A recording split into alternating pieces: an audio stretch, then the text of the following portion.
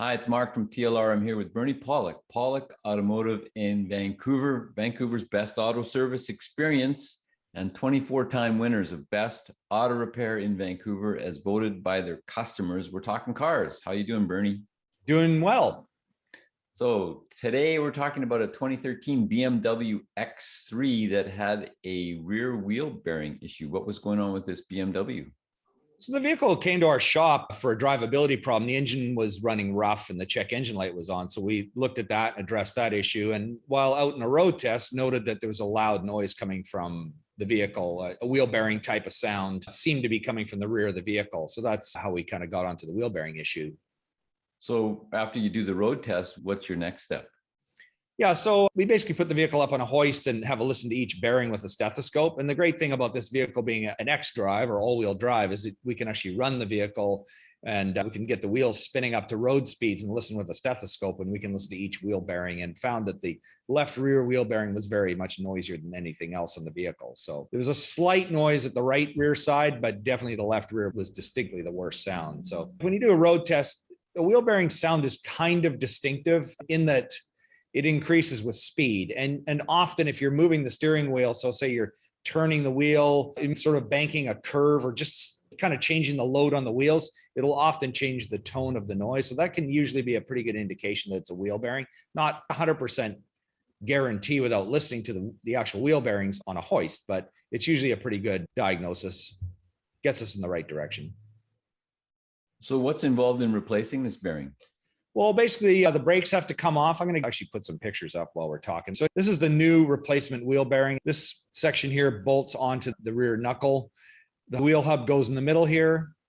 And this is a much uglier picture. This is the old wheel bearing in the car. You can see a lot of corrosion, that kind of happens over time. This vehicle may have come from a slightly saltier climate than we're used to around Vancouver, but you can see the actual bearing assembly here and then the hub where the wheel bolts up to here. Of course, the brake rotor slides on to here first, and the brake pads and calipers.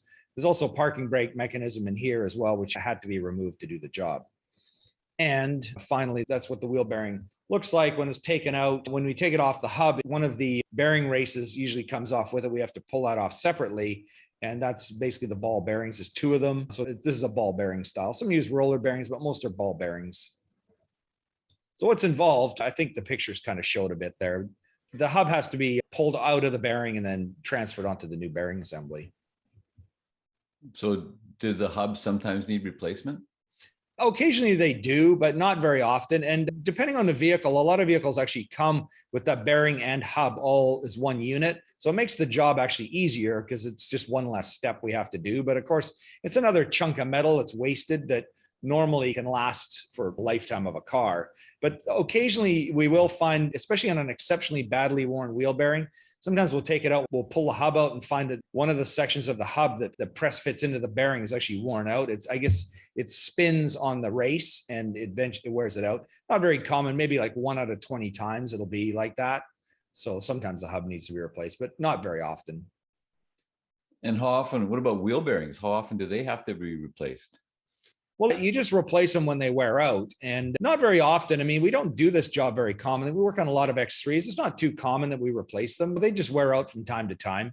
But, a lot depends, I guess, on where you drive your vehicle. If it's somewhere that's had a lot of road salt, that's harder on a vehicle because it'll come in and attack the seals. It'll break the seals down. If water gets in, that's a surefire end to the bearing. But they're generally pretty reliable on X3s and most BMWs in general. Is there anything that an X3 owner can do to prolong the life of their wheel bearings? Not really, because they're all sealed units, so they'll just wear out on their own time. Things like hitting curbs can be something that can damage wheel bearings.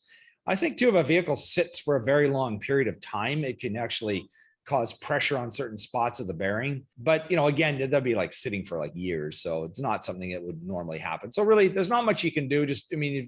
It'll just wear out in its own time and you just replace it when it needs to be done. And how are BMW X3s for reliability? I'd call them fair. More stuff goes wrong with these vehicles than maybe they should. Things like oil leaks, coolant leaks, there's a lot of plastic cooling system parts that tend to wear out. ignition coils, spark plugs, those sort of things, especially ignition coils. So there's quite a few things that do tend to go wrong in these vehicles over time. But I mean, it's certainly a very nice vehicle. I mean, I own one myself, and there's things that happen to them, but you kind of pay a little bit of a premium for it, and you will have more repairs than a Lexus, say, which would be a comparable vehicle. If you're looking for service for your BMW, any version in Vancouver, the guys that see are Pawlik Automotive.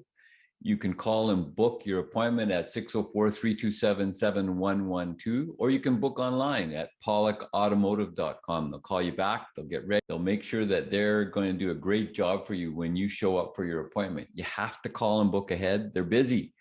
Check out the website, of course, pawlikautomotive.com. There's hundreds of videos on there, not a stretch at all.